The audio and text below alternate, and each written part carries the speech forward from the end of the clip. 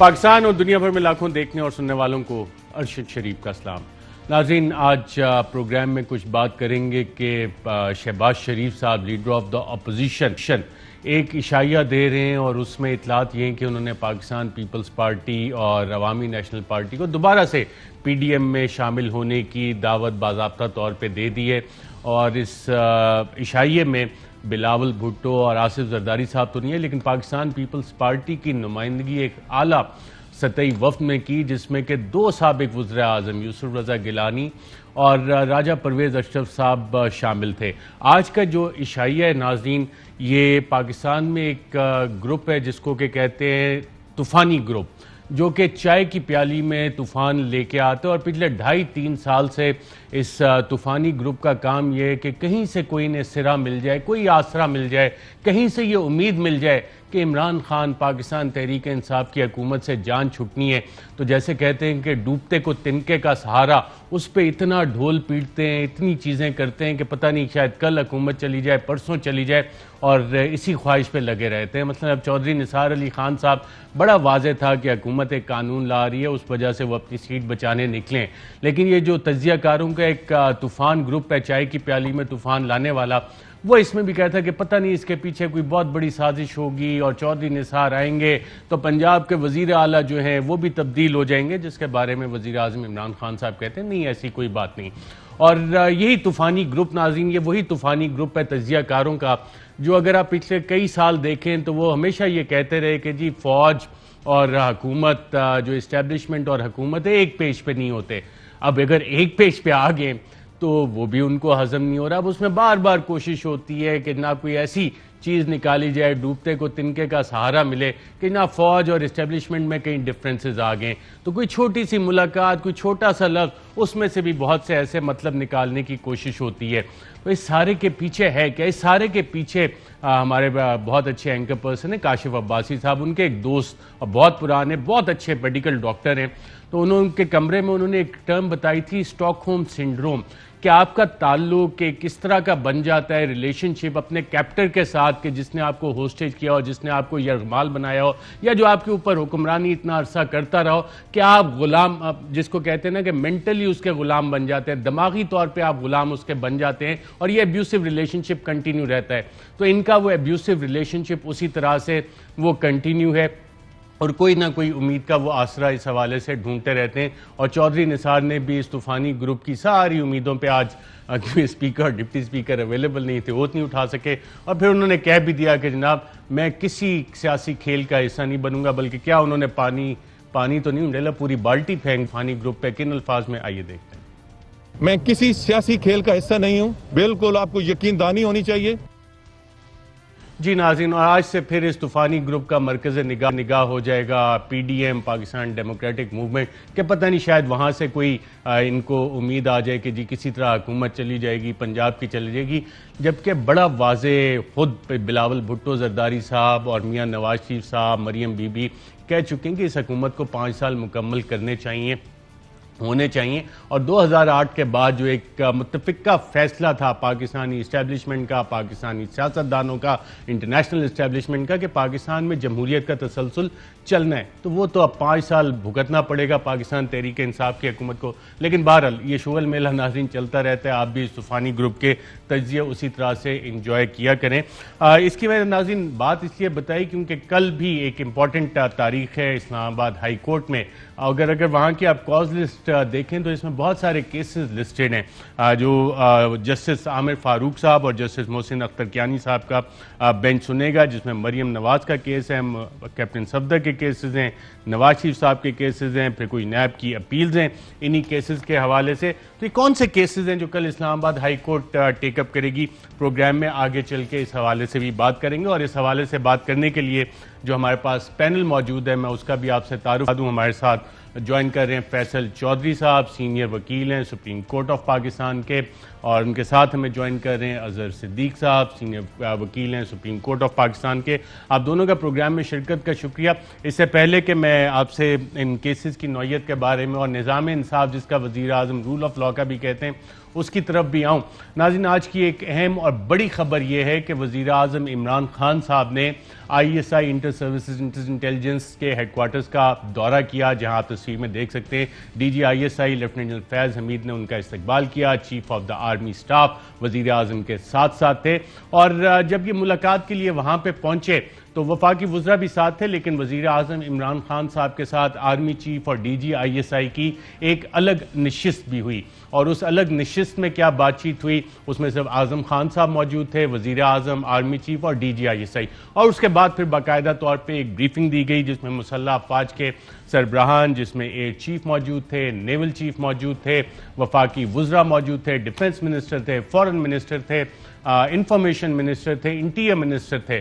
और ministerial lineup देख के ये बखूबी अंदाज़ा लगाया जा सकता है, जो कि एलामिया में भी बताया गया कि अंदरूनी और बैरूनी मामलात पे बातचीत हुई। मैं एलामिया को बार बार पढ़ता रहा कि शायद इसमें अंदरूनी और बैरूनी मामलात के अलावा भी हमें कुछ पता लग सके कि ना regional and national security situation, इस पर वज़ीर आज़म को ब्रीफिंग दी गई और वज़ीर आज़म ने जो ISI का किरदार है उसको भी सराहा। लेकिन इतनी सारे वज़रा बैठे हैं, वज़ीर आज़म बैठे हैं, आर्मी चीफ बैठे हैं, नेवल चीफ हैं, एयर चीफ हैं, तो मामलात क्या हैं? तो फिर मैंने जब अपने कुछ ज़राए से मालूम करने की कोशिश की तो पता लगा कि लेफ्टिनेंट फैज़ हमीद DG ISI ने इस पूरे ग्रुप को बाकायदा तौर पे एक ब्रीफिंग भी दी, और वो ब्रीफिंग थी अफ़गानिस्तान के मामलात के हवाले से। और अफ़गानिस्तान में जो इस वक्त सिचुएशन बन रही है उसमें पाकिस्तान का एक इंतहाई अहम किरदार है। उस हवाले से अमरीका पाकिस्तान से क्या मुतालबात कर रहा है, अमरीका पाकिस्तान से किस किस्म की मदद चाहता है। तुर्की में एक कॉन्फ्रेंस होनी थी जिसमें तालिबान ने जाना था, लेकिन तालिबान ने उस कॉन्फ्रेंस में अप्रैल में जाने से इनकार कर दिया। इतलात ये हैं कि अब अमेरिका पाकिस्तान से मदद मांग रहा है कि तालिबान को कन्विंस किया जाए कि किसी ना किसी तरह इस टर्की कॉन्फ्रेंस में शामिल हो। पाकिस्तान का आज की जो ब्रीफिंग में मेरी इतलात है ये बड़ा वाज़ेह मौक़िफ़ है और वज़ीर आज़म की हिदायत के एन मुताबिक कि पाकिस्तान खित्ते में और अफ़गानिस्तान में अमन का ख्वाह है, अमन चाहता है और अमन से ही सबका इस हवाले से फ़ायदा है और पाकिस्तान इसी पॉलिसी को परस्यू करेगा। और अफ़गानिस्तान का जो वाहिद हल है वह अफ़गान लोगों के पास खुद है। एक ऑल इंक्लूसिव हल होना है अफ़गान मसले का। अफ़गानिस्तान का इस वक्त जो अमन का मसला है वो एक सियासी मसला है और इसे सियासी तौर पर हल होना है। तो ये एक ब्रॉडर इस हवाले से इस मीटिंग में फैसला हुआ था जिसमें तमाम लोग मौजूद थे। लेकिन अगर अब तज्जिए की तरफ आएँ तो जो अफ़गानिस्तान में नाज़रीन इस वक्त डेवलपमेंट्स हो रही हैं, जो US सेनेट डिफेंस कमेटी की हेयरिंग्स हो रही हैं, वहाँ पे जो चीज़ें सामने आ रही हैं उससे पता ये लग रहा है कि जिस प्रेसिडेंट जो बाइडन ने जो एक डेडलाइन मुकर्रर की है, 1 मई से विड्रॉल शुरू हुआ है, सितंबर तक विड्रॉल कंप्लीट होना है, तो उस हवाले से बहुत से मसाइल हैं। उस हवाले से कुछ रीजनल ममालिक हैं जिनसे कि मिलिट्री बेसिस भी मांगी जा रही है, मसलन ताजिकिस्तान हो गया, उज़्बेकिस्तान हो गया। और जब आप इस नक्शे को देखते हैं कि जनाब अमेरिका यहाँ पे ये बेसिस, मिलिट्री बेसिस क्यों मांग रहा है, क्यों इस्टेब्लिश करना चाहता है, तो अगर आप इस नक्शे पे देखें तो साथ रशिया बैठा है। तो क्या ये नेटो और US के वही डिज़ाइन है कि रशिया जो सदर पुतिन की लीडरशिप के तहत बाकायदा तौर पर खड़ा हो गया, स्टेबिलिटी की तरफ जा रहा है, एक मिलिट्री पावर बन रहा है, साइनो रशियन कोलैबोरेशन काफ़ी ज़्यादा हो रही है, उसमें जो रशिया है उसके फर्दर एक्सपेंशन को इन ममालिक में भी रोका जाए और अफगानिस्तान का बहाना वहाँ पे इस्तेमाल किया जाए। जो US सेनेट डिफेंस कमेटी में हेयरिंग्स हुई हैं नाज़रीन, उससे एक बात बड़ी वाज़ेह है कि अमेरिका खित्ते में अपनी प्रेजेंस को बरकरार रखेगा, बहराए अरब में अपनी प्रेजेंस को बरकरार रखेगा और बहराए अरब से एयर रूट्स मुख्तलिफ ममालिक के, जिसमें शायद पाकिस्तान से भी बातचीत हो रही है कि air lines of communication Pakistan को दी जाए। तो शायद आज की ब्रीफिंग में जब नेवल चीफ हमें नजर आए अमजद न्याजी साहब और एयर चीफ वहाँ पे हमें नजर आए air chief marshal Zaheer Ahmed Babar sahab, तो इस बात से बड़ा वाज़ेह होता है कि ये वाले मामलात भी शायद अंडर डिस्कशन आए हों कि अमेरिका एयर कॉरिडोर्स और अरेबियन सी में जो प्रेजेंस है और अफगानिस्तान में जो वो कह रहा है कि जनाब हम अपने प्राइवेट मिलिट्री कॉन्ट्रैक्टर्स भी रखेंगे, CIA की भी वहाँ पे तादाद बढ़ेगी, बल्कि ना सिर्फ ये एक नए प्रॉक्सी वॉर की भी नाज़रीन अफगानिस्तान में बुनियाद डाल दी गई है। और जो डिफरेंट वॉरलॉर्ड्स हैं एक ऐसा सिनेरियो फोरसी कर रहे हैं जिस तरह इराक में हुआ था विड्रॉल के बाद, और सडनली वहाँ पे जो सिक्योरिटी सिचुएशन क्रिएट हुई थी, अगर आप US डिफेंस सेनेट कमेटी की मिनट्स पढ़ें तो उसमें आपको ये फोरसी करते करते हुए अमेरिकी खुद भी नजर आते हैं, और उसको रोकने के लिए डिफरेंट वॉरलॉर्ड्स हैं, उसको French intelligence, CIA, British intelligence, वो अपने अपने घोड़े अभी से तैयार कर रहे हैं, जिसका मतलब है कि शायद अगर अमन का, जो कि पाकिस्तान चाहता है कि अमन कायम हो, वहां पे प्रॉक्सी वॉर की एक और भी शायद तैयारी इस हवाले से कर ली गई है। अमेरिका की पाकिस्तान के साथ जो एंगेजमेंट है नाज़रीन, वो बहुत क्रिटिकल और बहुत इंपॉर्टेंट है इस मामले में। जो पाकिस्तान के नेशनल सिक्योरिटी एडवाइजर हैं डॉक्टर मोहित यूसुफ, उनकी मुलाकात अपने अमेरिकी काउंटर पार्ट के साथ हुई, और उसमें भी जो एलामिया बाज़ाब्ता तौर पर दोनों साइड से जारी किया गया, उसमें भी यही कहा गया कि both sides agree to continue the conversation, यही बातचीत जारी रहेगी, और उम्मीद है कि एक हाई लेवल अमरीकी डेलीगेशन जून में पाकिस्तान का दौरा भी करे। ये नाज़रीन खित्ते की एक बहुत बड़ी इवॉल्विंग स्टोरी है जो कि इस वक्त डेवलप हो रही है, जिसके ना सिर्फ पाकिस्तान में बल्कि खित्ते पे भी अगले आने वाले चंद साल काफ़ी सारे असरात होंगे, नई रिलेशनशिप्स इस हवाले से डिफाइन होगी। अब नाज़रीन कुछ बात करते हैं आज की बड़ी खबरों की तरफ। तो इस्लामाबाद हाई कोर्ट की नाज़रीन जो कॉज लिस्ट है, उसमें कल काफ़ी सारे केसेस हैं। मैं अपने पैनल से ही जान लेता हूँ, हमारे साथ फैसल चौधरी साहब, आपसे जान ले, कल काफ़ी सारे केसेस हैं। ऑनरेबल जस्टिस आमिर फारूक और जस्टिस मोहसिन अख्तर कियानी की अदालत में आपने यकीनन शायद वो कॉज लिस्ट देखी हो। ये वही केसेस हैं जिसमें एवनफील्ड रेफरेंस, फ्लैगशिप, अल अजीजिया, इनमें कुछ की कन्विक्शन हैं, कुछ की अपील नैब ने फाइल की हुई हैं। यही केसेस टेकअप हो रहे हैं अभी? जी हाँ, बुनियादी तौर पे जो पनामा पेपर में, उसके बाद नैब में जो ट्रायल हुआ, और उसके बाद शरीफ फैमिली के अगेंस्ट जो सज़ाएं हुई हैं, उनको हम अपनी ज़बान में जो है अपील जो है अगेंस्ट कन्विक्शन कहते हैं, और इक्विटल के लिए जो दरख्वास्तें दी गई हैं मुल्ज़मान की तरफ से जो कि इन केसेस में सज़ा याफ्ता हैं, उनकी कल ये कॉज लिस्ट है जो कि इस्लामाबाद हाई कोर्ट, क्योंकि ये सारे केस ट्राई हुए थे नैब इस्लामाबाद में, तो इसकी जो मुतल्लिका अपेलेट कोर्ट है वो हाई कोर्ट है इस्लामाबाद की, लिहाजा एक केस कल वहाँ पर लगाया गया। गुल अजहर सिद्दीक साहब, आपसे भी जानना चाहूँगा, अब ये तमाम केसेस क्या अपील स्टेज पे पहुँच गए हैं, और इतने अरसे बाद ये अपील्स अब टेकअप हो रही हैं, और नैब प्रोसिक्यूटर्स क्या इस हवाले से बाकायदा तौर पे तैयार हैं, या लास्ट टाइम की तरह उन्हें कीमत ही नहीं पता होगी और जज साहिबान को कहेंगे जी गूगल करके चेक कर लें? बहुत शुक्रिया अरशद शरीफ साहब। बुनियादी तौर पर यहाँ जो कीमत वाला सवाल है, मैं नहीं समझता। तैयारी नैब के वकला को बड़ी अच्छी तैयारी करनी चाहिए, उन्हें सेक्शन 9 पे इंटरप्रिटेशन करना है, चूँकि वहाँ कीमतों का ताल्लुक तो है नहीं। यहाँ इशू प्रॉपर्टीज़ की वैल्यूएशन का तो कंसर्न है नहीं। इशू बड़ा सीधा सा है कि वो प्रॉपर्टीज़ एग्जिस्ट करती हैं, उनकी वैल्यूएशन कोई भी हो, लेकिन उसकी एक्विजिशन के कॉन्टेक्स्ट में मनी ट्रेल नहीं है, पैसों के हवाले से कोई लिंक नहीं है, वेल्थ रिकन्सिलेशन नहीं। और आपको पता है, आप ही ने ब्रेक किया था, ये है वो से, और खास तौर पर फिर वो मरियम कहती रही कि मेरी सेंट्रल लंदन क्या पूरे पाकिस्तान में कोई जायदाद नहीं है। इशू ये है, यहां उनको सेक्शन 9 की इंटरप्रिटेशन के हवाले से देखना चाहिए, लेकिन मैं समझ रहा हूं कि शायद सिनेरियो सुबह कल कोई जरा मुख्तलिफ नजर मुझे इस कॉन्टेक्स्ट में आ रहा है कि जस्टिस काजी फाजिसा की जजमेंट के बाद, क्योंकि वहां भी इशू बुनियादी तौर पर यही है, उनकी मिसिस के नाम पर ये सारी चीजें थी, मिसिस के कॉन्टेक्स्ट में थी। अब ये तो नहीं हो सकता कि पब्लिक ऑफिस होल्डर अगर एक आम आदमी हो, उसके लिए कानून का म्यार एक अलहदा हो और जजेस के लिए एक अलहदा हो, तो ये एक टर्निंग पॉइंट होगा। शहबाज शरीफ की जमानत के अंदर भी जस्टिस काजी फाजिसा के केस को इस्तेमाल किया, और मेरे तक इतला यही है, PMLN नून के लोग बड़े मुतमिन नजर आ रहे हैं कि वो शायद इस हफ्ते के अंदर, और शहबाज शरीफ की डिले करने की जो वजह है ना,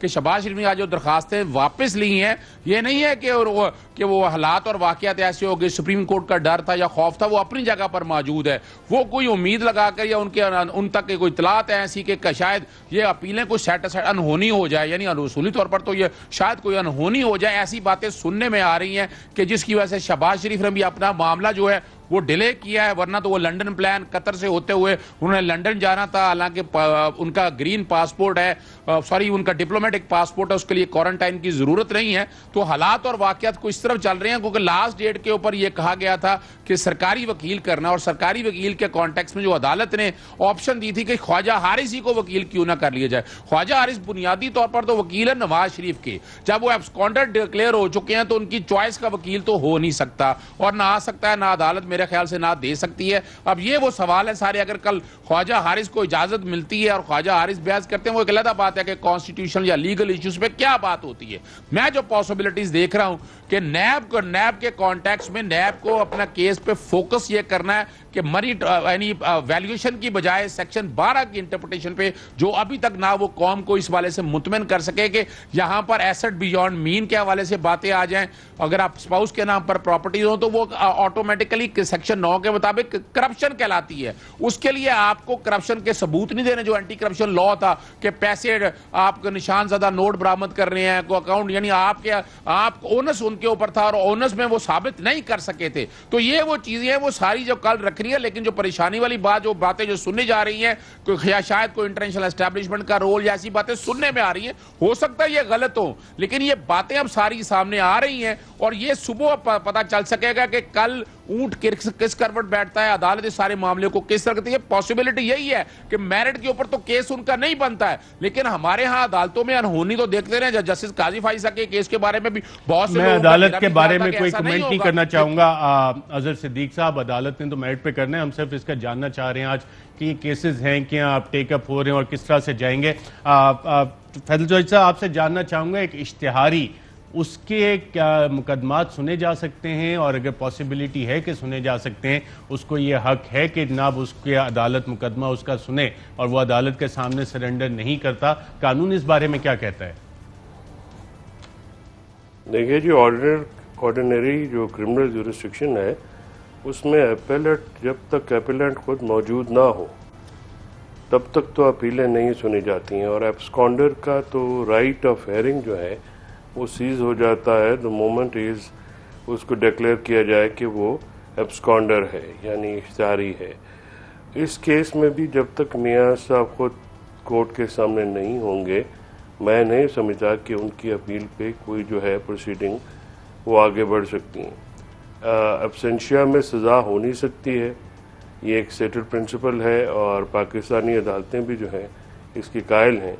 तो मियां नवाज शरीफ ने जब पिछली खुद को इस लंदन में इलाज के लिए वो गए और जो कि आज तक नहीं हुआ किसी भी तरीके से या किसी भी पहले बहाने से वो चले गए, तो नवाज शरीफ साहब की जो अपील है वो तो नहीं सुनी जा सकती है। उसके लिए मेरी जो राय है कि उसका तो कल एक साइनेट एडजर्नमेंट हो सकता है, यानी जब तक वो वापस ना आए, सरेंडर ना करें, तब तक अपील जो है वो एडजर्न भी हो सकती है। बहरहाल अदालत जो है वो क्या करती है, अदालत के जजेस जो हैं वो फैक्ट्स को, केसेस को देखते हुए केसेस की नौयत को ज़्यादा बेहतर तरीके से समझते हैं और तरीके से उसको अपने डील करेंगे। लेकिन पाकिस्तानी कानून के मुताबिक जो एक एब्सकॉन्डर होता है उसकी अपील उसकी एब्सेंस में नहीं सुनी जा सकती। अजहर सिद्दीक साहब, आपने सुना फैसल चौधरी साहब ने जो अपना कानूनी राय दी, क्या आप इससे एग्री करते हैं? और साथ में इसमें यह भी सवाल ऐड करना चाहूँगा, क्या ये मियां नवाज शरीफ साहब का पुराना आजमूदा फार्मूला है कि जनाब अदालती जुरिस्डिक्शन से आप चले जाए, इन एब्सेंशिया आपका ट्रायल नहीं हो सकता, और फिर जब सियासी हालात आप लंदन में बैठ के अपने मुताबिक बना लेते हैं तब वापस आएँ और फिर आप का जो केसेस हैं अपने वो ख़त्म करवाएं? और माजी में क्या ऐसा होता रहा?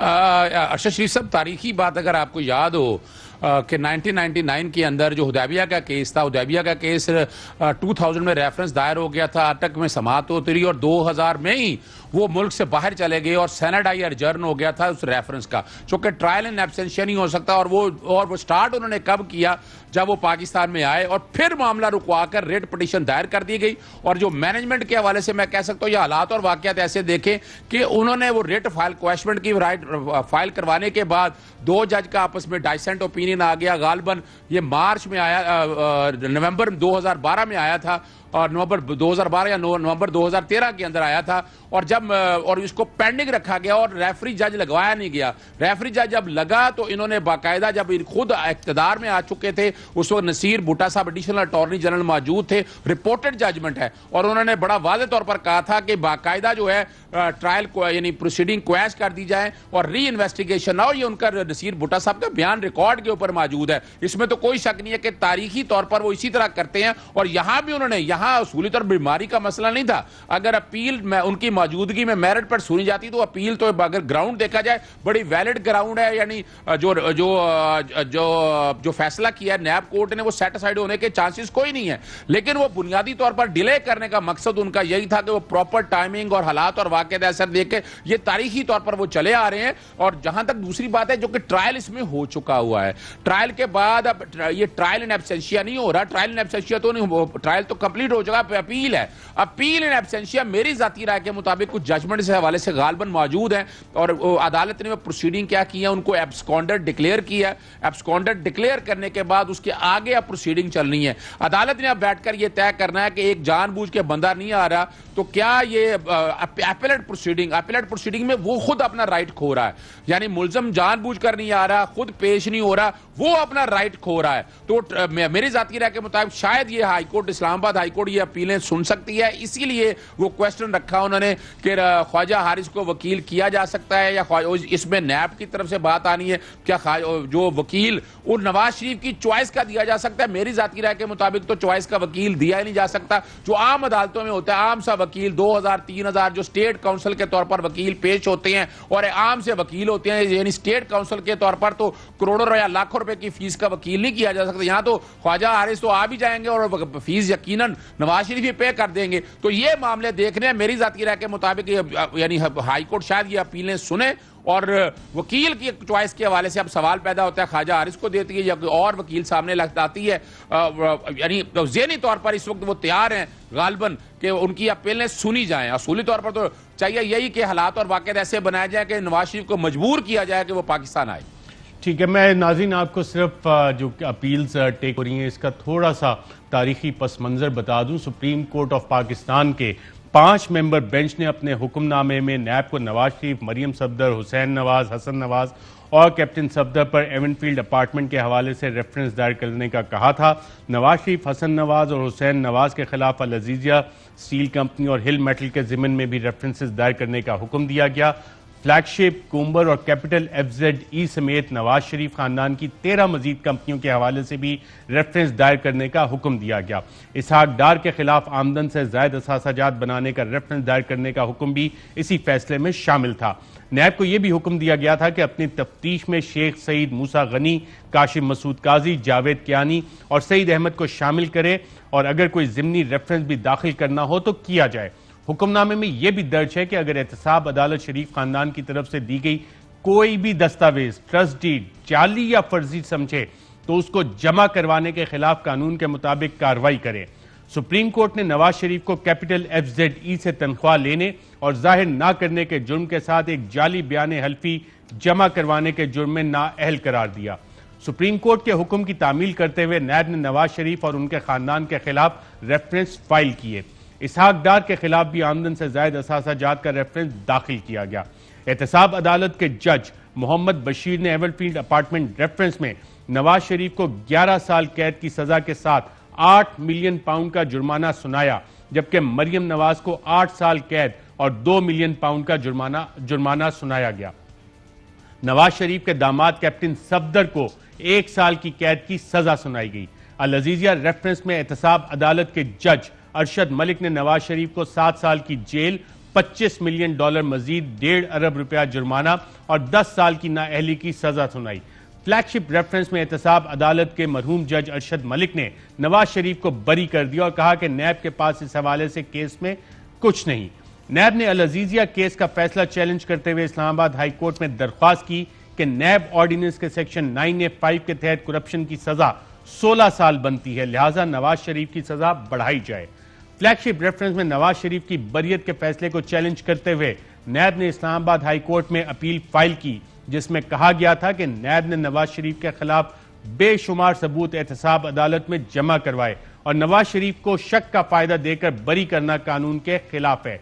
एहतसाब अदालत के जज मोहम्मद बशीर ने नैब की मरियम नवाज के खिलाफ एवनफील्ड रेफरेंस में जाली और बोगस तस्दीक जमा करवाने की दरख्वास्त मुस्तरद कर दी और कहा कि इस्लामाबाद हाई कोर्ट में मरियम नवाज की पिटीशन का फैसला होने तक इस ज़मीन में एक्शन नहीं लिया जा सकता। और ये नाज़रीन कैलिब्री फॉन्ट मशहूर ज़माना सुप्रीम कोर्ट ऑफ पाकिस्तान में सामने आया था, जिस पर सुप्रीम कोर्ट ऑफ पाकिस्तान की बड़ी वाज़ेह हिदायत भी थी।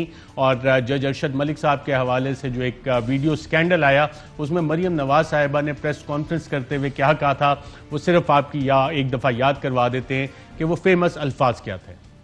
अगर किसी ने किसी तरह की भी कोई शरारत करने की कोशिश की, कोई भी नास्टी प्ले करने की कोशिश की, तो मैं ये ज़रूर आज आपको बता दूं कि मेरे पास इससे भी बड़े सबूत हैं, इससे भी बड़े सबूत हैं। और मुझे मजबूर ना किया जाए, क्योंकि उसमें नाम है मैं नहीं चाहती कि वो नाम जो है इस वक्त में उनको सामने लेके आऊँ। जी नाज़रीन, यहाँ पे एक वफ़ा लेंगे और वफ़े के बाद जब दोबारा आपकी खिदमत में आएंगे तो पाकिस्तान में जो निज़ाम इंसाफ है, निज़ाम अदल है, जिसके बारे में अक़वाम मुत्तहिदा की रिपोर्ट कहती है, UN डेवलपमेंट प्रोग्राम की रिपोर्ट कहती है कि पाकिस्तान का निज़ाम इंसाफ सिर्फ अमीर और ताकतवर लोगों के लिए, गरीब के लिए नहीं है। वज़ीर आज़म भी यही बात कहते हैं। रूल ऑफ लॉ की जो जंग है, इसमें ब्लैकमेलिंग कौन करता है, कैसे करता है, क्यों होती है और इसके कानूनी पहलू क्या हैं, एक वक्फे के बाद। वेलकम बैक नाज़रीन। वज़ीर आज़म पाकिस्तान बारहा एक ही बात करते हैं कि कानून सबके लिए बराबर होना चाहिए और मुल्क में जो मुल्क के मुस्तकबिल की जो जंग है, किस हवाले से है, किसके लिए है, कैसे लड़ी जानी है, क्या कहते हैं वज़ीर आज़म, आइए देखते हैं।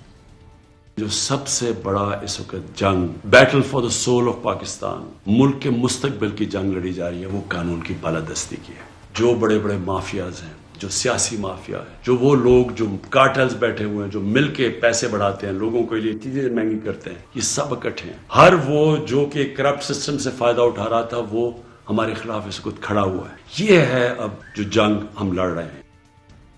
जी नाज़रीन, वज़ीर आज़म ने बड़े वाज़े अल्फाज में कहा कि पाकिस्तान की बका के लिए, पाकिस्तान की रूह के लिए इस वक्त जो जंग है वो कानून की बालादस्ती के लिए जंग है। एक तरफ माफियाज हैं, माफिया राज हैं, माफिया के जत्थे हैं जो इकट्ठे हुए हैं और किसी ना किसी तरह कानून, बड़े महंगे महंगे उनके पास तरीके हैं कि निज़ाम इंसाफ के बीच में उन्होंने राहें किस तरह से स्पीड ब्रेकर्स वहाँ पर डालने हैं, उसको इस्तेमाल करते हैं। और इसी वजह से बहुत से लोग अब इंटरनेशनल पब्लिकेशंस, यूनाइटेड नेशंस, अक़वाम मुत्तहिदा जैसा इदारा, उसकी ह्यूमन डेवलपमेंट रिपोर्ट्स कह रही हैं कि पाकिस्तान में निज़ाम इंसाफ सिर्फ अमीर और ताकतवर के लिए, गरीब के लिए नहीं है। और वज़ीर आज़म भी यही बात कहते हैं। किन अल्फाज में, आइए देखते हैं। ये जो आजकल जंग लड़ी जा रही है, रूल ऑफ लॉ की, कानून की बालादस्ती की जंग है। एक वो लोग हैं जो कहते हैं जी हम कानून के ऊपर हैं। जुर्रत कैसे हुई पाकिस्तान के कानून की कि हमारे ऊपर हाथ डालो? हमेशा इन लोगों के लिए एक कानून और आम बेचारे गरीब आदमी के लिए दूसरा कानून। एक छोटा सा तबका जिसको आदत पड़ी हुई है खून चूस के, पैसे बना के, गुर्बत पैदा करके, वो इस वक्त सब इकट्ठे हुए हैं। और दूसरी तरफ हमारी तरह के लोग पूरी कोशिश कर रहे हैं इस मुल्क के अंदर कि सबको कानून के नीचे लाया जाए। जी फैसल चौधरी साहब, क्यों ये माफियाज कानून के नीचे नहीं आ सकते? क्यों ये दो किस्म के पाकिस्तान है? क्यों ये दो किस्म का निज़ाम इंसाफ है जो अक़वाम मुत्तहिदा और वज़ीर आज़म जिसकी तरफ इशारा कर रहे हैं? क्यों ये माफिया इतने ताकतवर हो गए? ये लंबी कहानी है अरशद, ये 2 साल या 3 साल की स्टोरी नहीं है। जब बार बार उन्हीं पार्टीज को मौका मिला और फिर उन्हीं पार्टीज को खिलाफ आने वालों ने भी उन्हीं पार्टी से डील की और उनके साथ ही बैठ के बात की, और तो फिर ये मामलात होते हैं। इन मामलात को जो है वो देखने के लिए ये ज़रूरी है कि पार्लियामेंट का जो इदारा है, इसके साथ साथ अदालतें हैं, इन्वेस्टिगेशन है, प्रोसिक्यूशन है, वो सारी चीज़ें उनको एक कॉम्प्रिहेंसिवली देखा जाए। देखिए, ये मामलात तो बिल्कुल ऐसे ही हैं जैसे वज़ीर आज़म साहब ने इशारा किया है कि ये यहाँ पे 2 लॉज हैं, ताकतवर लोग वाकई बच जाते हैं, इन्वेस्टिगेशन के थ्रू बच जाएं या प्रोसिक्यूशन के थ्रू बच जाएं या फाइनली एडजुडिकेशन में जो है वो वहाँ पे ना आए। फॉर एग्जांपल इनके लिए हमें एक कॉम्प्रिहेंसिव जो है वो रिफॉर्म्स की ज़रूरत है, और रिफॉर्म्स की जो सबसे ज़्यादा ज़रूरत है इस वक्त वो लोअर कोर्ट्स में है, प्रोसीजर लॉज में है और इन्वेस्टिगेशन लॉज में है।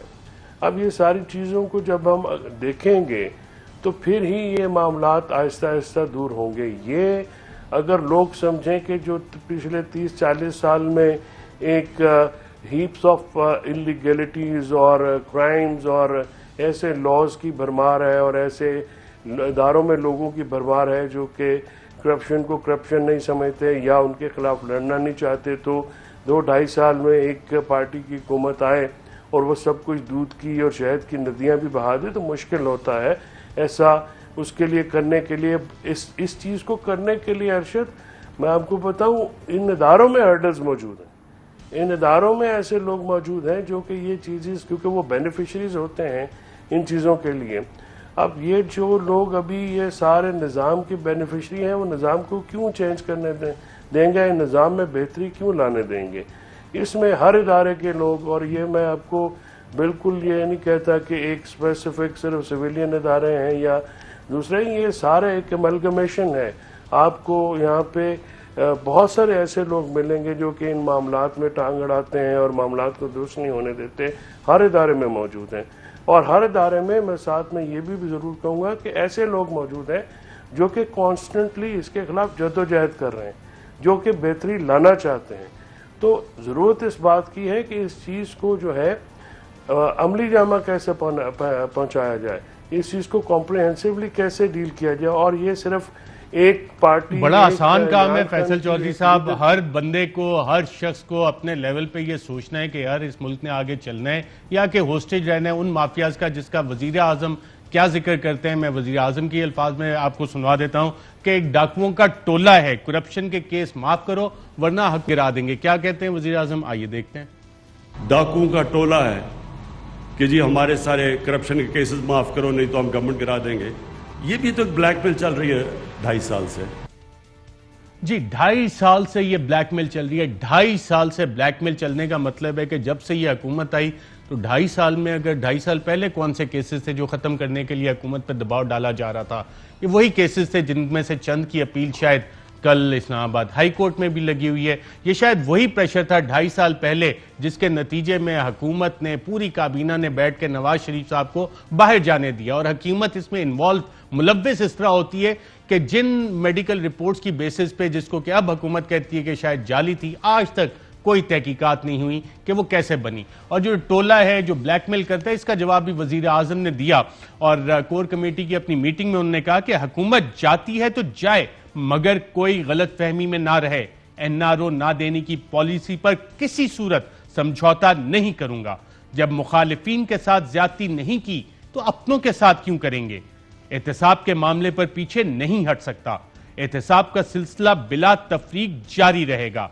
अगर किसी को हुकूमत गिराने का शौक है तो इसे पूरा कर ले, मगर हुकूमत किसी प्रेशर ग्रुप के हाथों ब्लैकमेल नहीं होगी।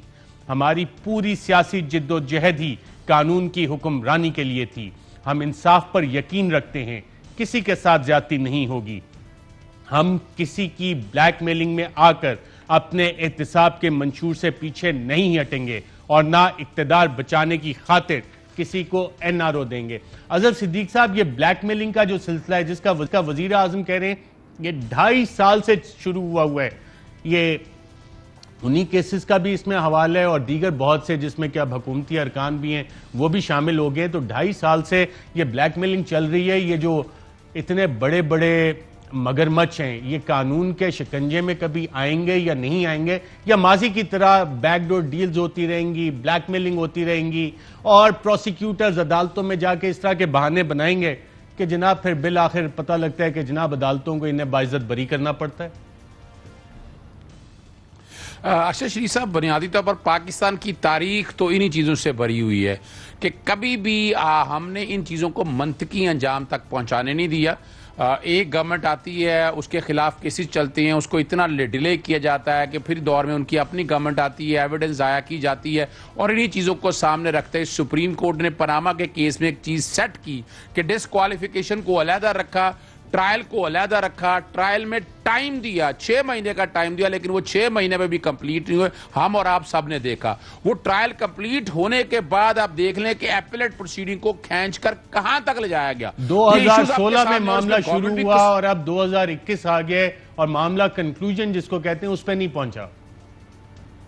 इसमें कोई शक नहीं है। मिसाल के तौर पर गवर्नमेंट की आपने गलती बड़ी सही पॉइंट आउट की, यानी जिन मेडिकल रिपोर्ट्स की बुनियाद पर भेजा आपने, उसके अगेंस्ट कोई आपने इंक्वायरी की, कोई इन्वेस्टिगेशन की, कोई पर्चा कराया, कोई आपने किसी स्टेज के ऊपर, अगर यही रुक जाएं आप, इससे आगे जाएं।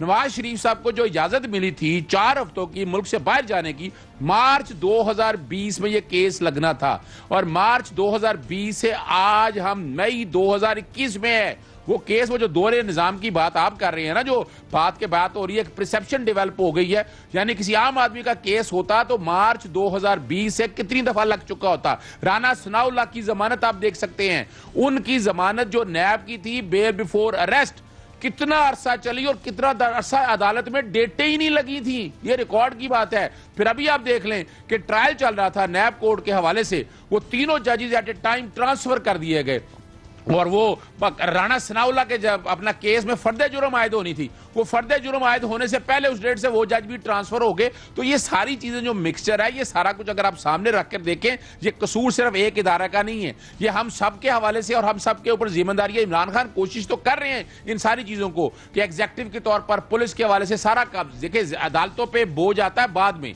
पहले हम एग्जेक्टिव यानी अगर आप कन्विक्शन रेट देखें आज भी पुलिस का 8 से 10% ज्यादा बढ़ा ही नहीं सके हम।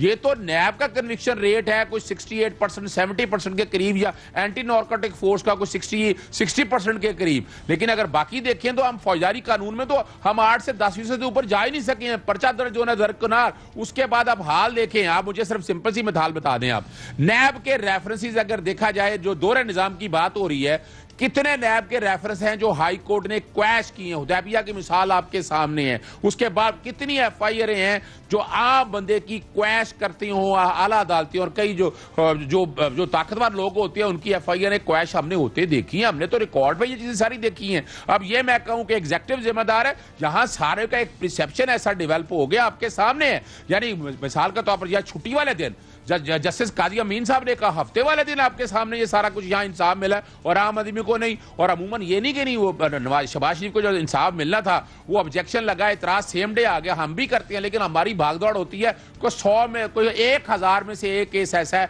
कि एतराज दूर होकर सेम डे सुना भी जा सके। तो ये तो परसेप्शन एक डेवलप हो चुका है और ये वाकई इसको डिस्पेल करना, और डिस्पेल करने के लिए वार फुटिंग पे काम करना पड़ेगा, सबको मिलकर काम करना पड़ेगा इस पे। फैसल चौधरी साहब, हुदैबिया हुकूमत ने खोलने का फैसला किया, ये भी केस है जो कि ट्रायल के बगैर ही बंद हो गया था। जी, ये वही केस है जिसमें हुदैबिया में, बिकॉज वहाँ पे कोई कन्विक्शन या ट्रायल नहीं हुई थी और वो मैनेज होके जो उस वक्त जो है वो क्लोज किया गया। फिर सुप्रीम कोर्ट ने बाद में एक फैसला दिया कि उसमें इसको क्लोज, वो टेक्निकल बेसिस पे हुआ है, उसका कोई ट्रायल नहीं हो सका, तो उसका जो है वो जायजा लेके तो उसको रीओपनिंग जो है इस पे की जाती है। लेकिन अरशद, एक चीज़ मैं बिल्कुल बड़ा वाज़ेह कहना चाहता हूँ कि हमने इसमें पनामा में भी एक, आपको पता है, वॉल्यूम 10 की स्टोरी थी जो अभी तक जो है वो लोगों के सामने नहीं आई। नहीं, वॉल्यूम 10 में म्यूचुअल लीगल असिस्टेंस के खतूत है, वो चंद ममालिक को लिखे जाने थे, वो नैब ने लिख दिए, रिस्पॉन्सेस चाहिए। ये तो जराए से खबरें हैं, ये जराए से खबरें हैं। मैं अच्छा, ऑफिशियली आप कह रहे हो ओपन होना चाहिए। कॉन्स्टिट्यूशनल राइट है, ये मेरा कॉन्स्टिट्यूशनल राइट है, ये आपका कॉन्स्टिट्यूशनल राइट है, ये अवाम का कॉन्स्टिट्यूशनल राइट है। बिल्कुल ठीक है। फैसल चौधरी साहब, अजहर सिद्दीक साहब, दोनों का प्रोग्राम के सेगमेंट में शिरकत का शुक्रिया। नाज़रीन, यहाँ पे एक वक्फा लेंगे, वक्फे के बाद दोबारा आपकी खिदमत में हाजिर होते हैं।